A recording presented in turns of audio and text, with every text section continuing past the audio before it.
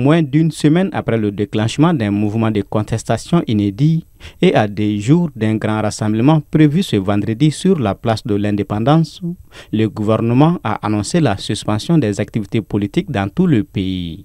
Un coup dur pour les organisateurs qui avaient appelé les Maliens à s'opposer au projet de dissolution des partis. La contestation populaire qui avait commencé est le signe qu'il y a comme, je ne dirais pas une rupture entre les populations et le pouvoir, mais c'est le signe quand même qu'il y a un gros malaise, quoi.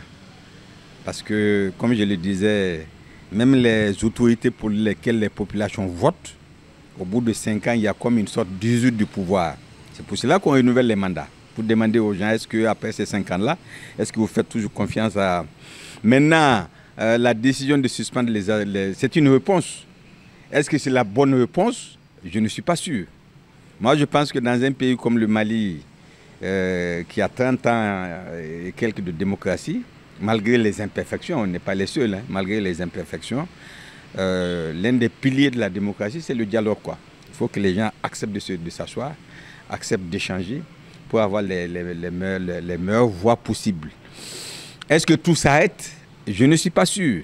Une décision que les partis politiques avaient anticipée. Certains responsables avaient même confié que si le meeting venait à être interdit, des plans B et C étaient déjà envisagés. La décision du gouvernement était prévisible. Maintenant, qu'est-ce que les associations politiques et les partis politiques envisagent comme plan B ou comme plan C? Franchement, je n'en sais pas. Mais en fonction des différents communiqués, ils disent qu'ils vont saisir la justice. Bon, on connaît la justice, hein, ce qu'elle peut faire ou ce qu'elle ne peut pas faire maintenant. Oui, je pense qu'ils vont observer la décision du gouvernement, ne pas aller dans un bras de fer. Mais je suis persuadé que souterrainement, ils vont pas croiser les bras.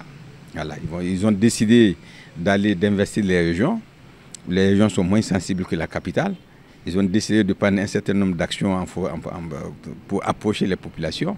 Oui, les jours à venir, on va voir exactement ce que cela va donner, quoi.